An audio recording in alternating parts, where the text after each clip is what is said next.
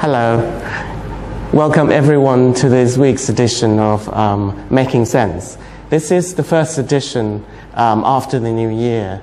The Bangkok Post and the team here would like to wish you a very happy new year, and I hope that you had a good time celebrating the new year amid the corona crisis that we are facing.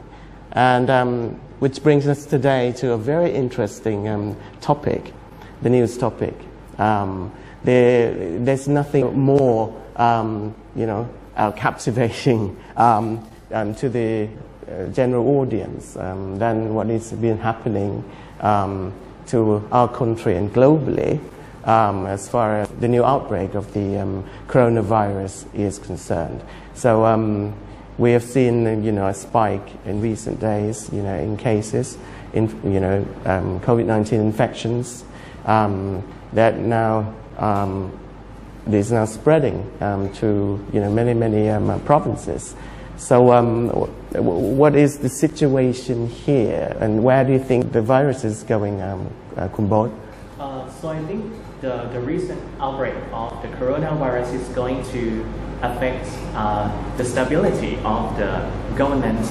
It may not result in the resignation of Prime Minister Prayut, but it might be the tough test for him.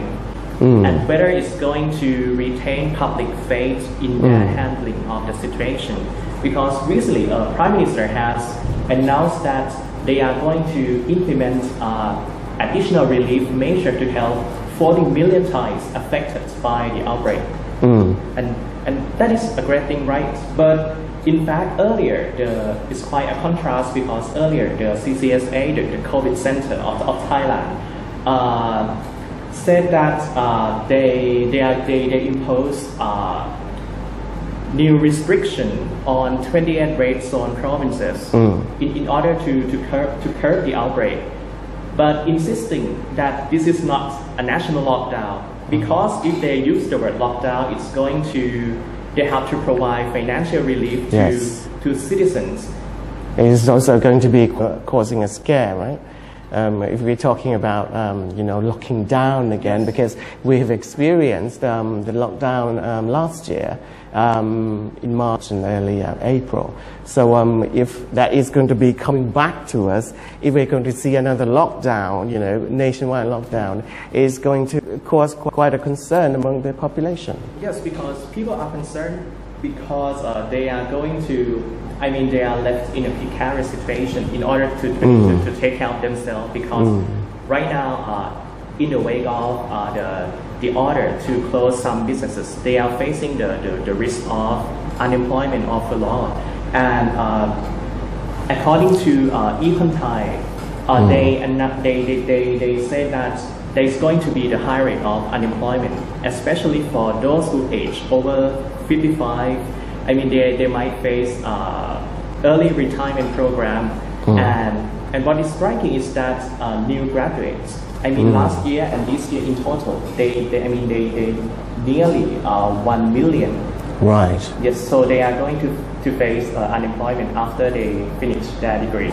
Right. So we're still seeing the continuation of the job market crisis, because last year when the virus struck, because it started, the outbreak started, in March and continued, and throughout the year. So we're talking about, a good, 9 or 10 months that we were, facing this crisis. So that took its toll on, the job market. Not that many people were employed. Right, so we got new graduates receiving their degrees and expecting that they would be hired, but then the job market just almost evaporated before their very eyes. So that is now a reality also for this year, because we're seeing another outbreak, right? Yes. And you mentioned something about politicization. Yes. So I think there's going to be some political implication in the wake of unemployment, because I think young people who just graduate and then they face unemployment, they might likely join the protest if the pandemic subsides. Right. In order to maybe vent their anger, they want to vent their frustration, or they see they see no future under the current government. It is a factor. Right. It certainly is a factor because we see that the mass protests against the government, which started in the middle of last year, right? They have now taken the protests appear to be taking, a break now, and but when you mention the political implication resulting from this. That's a very, quite a fascinating thing to raise, issue to raise, because there have been a lot of people harboring the concerns about how the government is going to be handling this, and because when everybody's mind is on the one very big question, and that question, it has to do with money, right? So.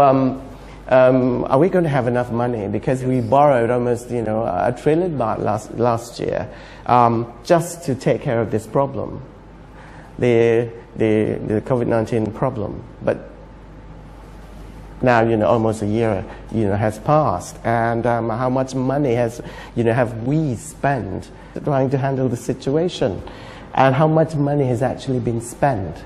Right, so I think it's good that people, on the one hand, people are just nudging the government into explaining what the financial situation is. Our Prime Minister insisted that they have enough money to tackle the crisis. But has he been giving us the figure? Has he been giving us the real, on dollar term, baht term, how much we have left in the coffers to tackle this? But they have knowledge. They have lessons learned from last year.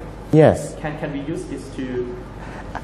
Well, I know that this is there's a relationship here that has appeared from our efforts in tackling the coronavirus last year. At the beginning of the outbreak, we had money. We borrowed money, lots of money.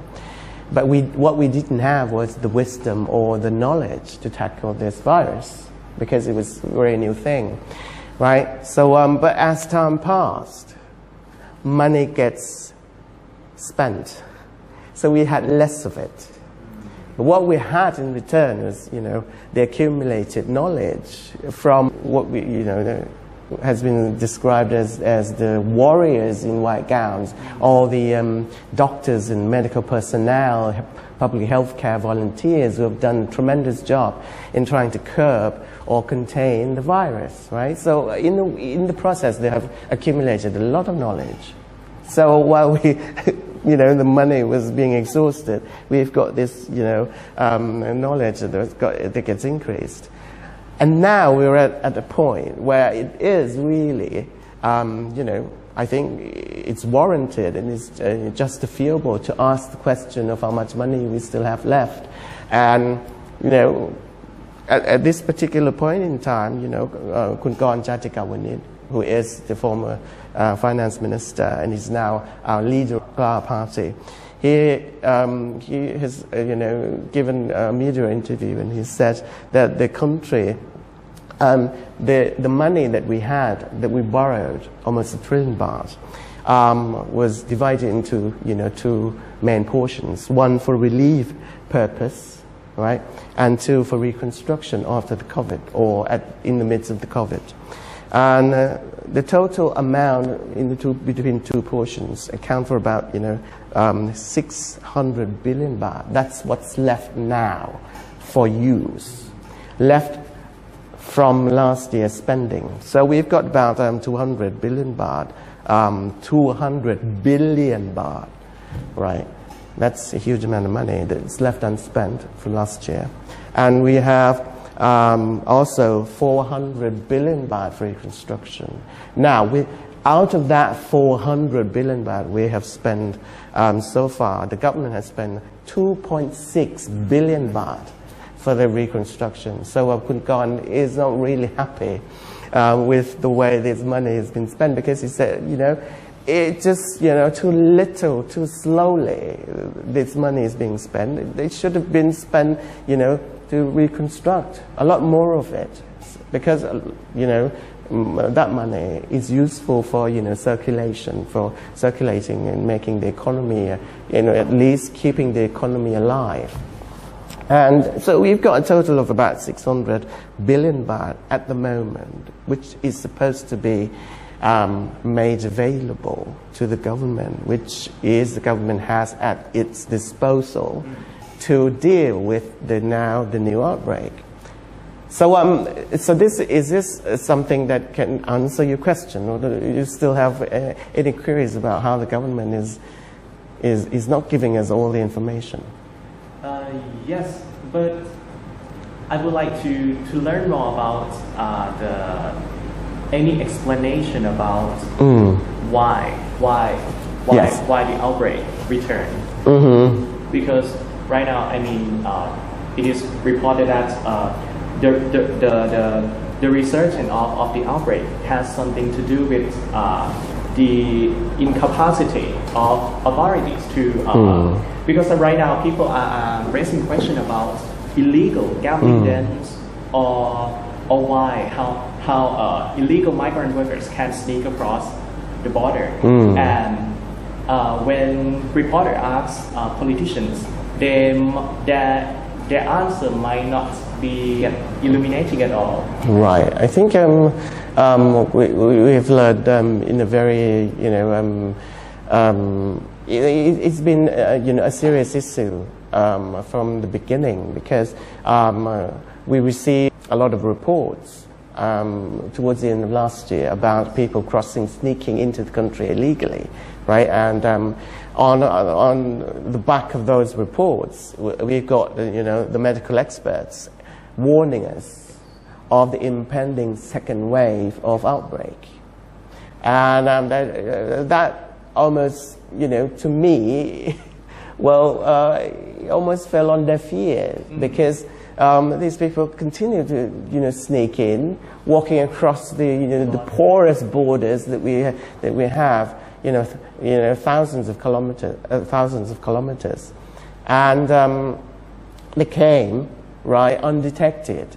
Yes, and not to mention the fact that last year there were reports that about the army-owned boxing stadium, or the reason why how can the Egyptian soldier was allowed to enter the country without 14-day quarantine.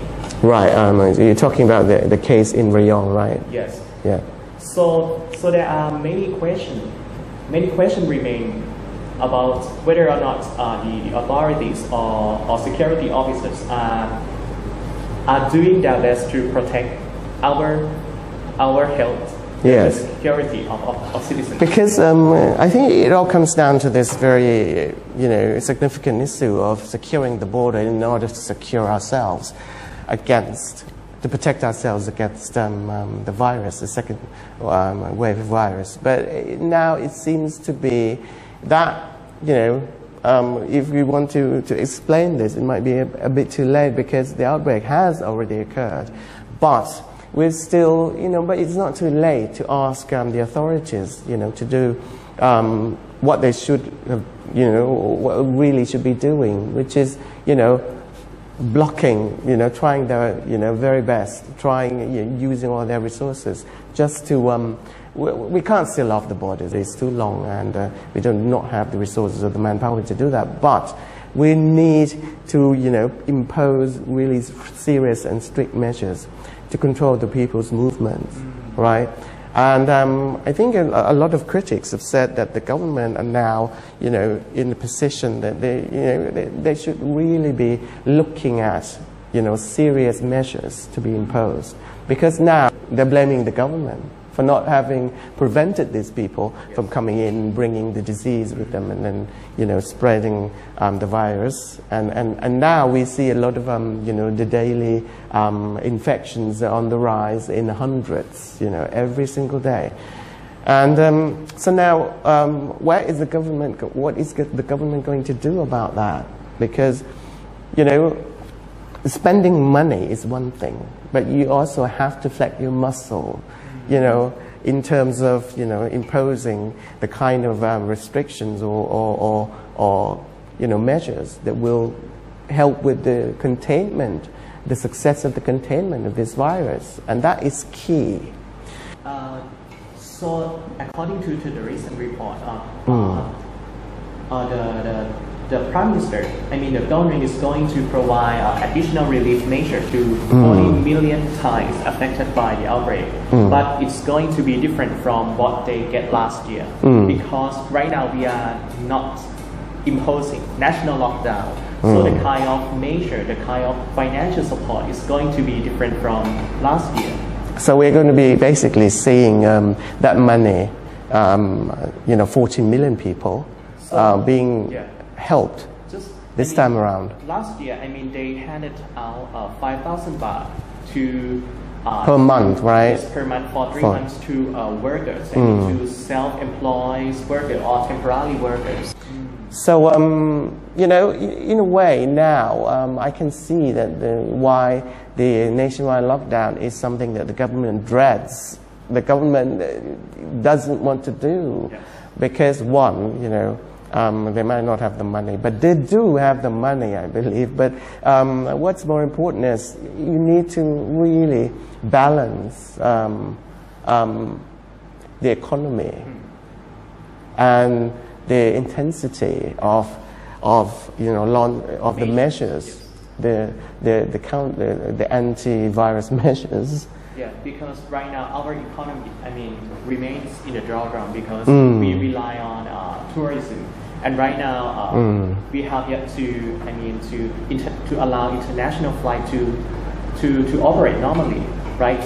So according to the Minister of Sport and Tourism, he said that international flight will resume during Songkran in April.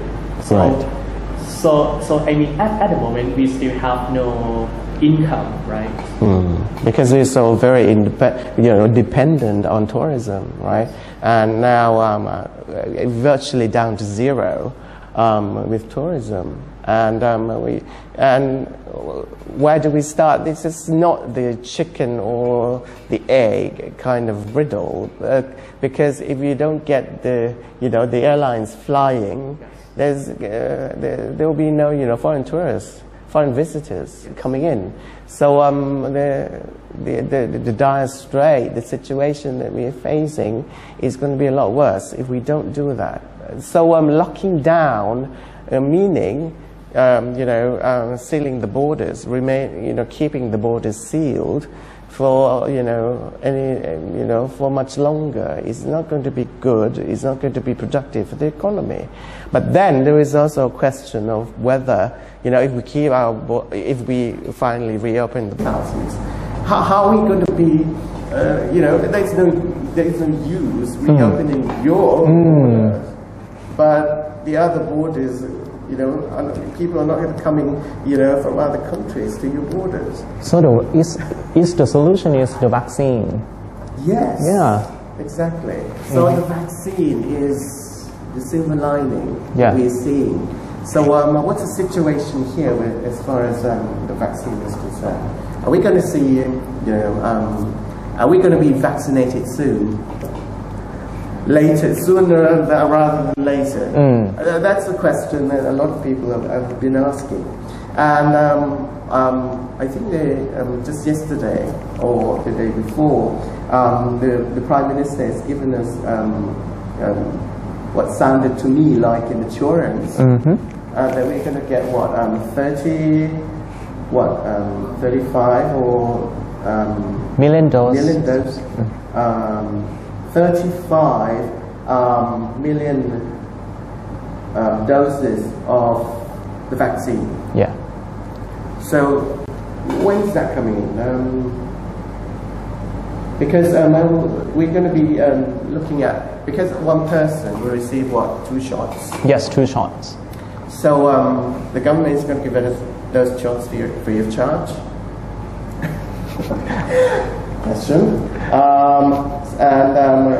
From the timeline that we've been given is, at the end of February next month, about 100,000 people will be vaccinated. Okay. At the end of the following month, in March, 400,000 more people will receive vaccination, and the following month, in April, another 500,000 people, 500,000 people, will be vaccinated. And by May, 13 million people will get vaccinated. On top of that, 35 million doses. But the question is priority. Right. It's the question of priority. Who is going to get the vaccine first? Well, who? Well, Personnel, I mean. Yes, the medical personnel, the healthcare workers, yes, who work closely on the front line. These are the front line people, working to cure people, to treat people, and as well as to educate people about the prevention of transmission. Right. So these people deserve to get vaccinated first. But when you're seeing the figures that I just gave you, right? These figures will pretty much include a substantial number of the population. So is this really something that is going to be giving us encouragement that 4 or 5 months down the road we're going to be safe and sound, and the economy is going to get back on its feet, and then we could see, the stock market rallying again. Is that something that we could, reasonably expect? Yes, I think it is. But then it will come back. Well, all the political, thunderstorms, the storms will come back because we see that one of the reasons that the protests, the anti-government protests, have been taking a break. I think it's because of the resurgence of the COVID-19. Once the virus question is out of the way, then we're going to see, we might get, more economically secure and stronger emerging from this. But then we're going to go, that political instability is going to return as well. So do you think, one final question, do you think the overall situation of the virus, the COVID-19, is going to be putting the country not only in in a very precarious situation as far as health is concerned?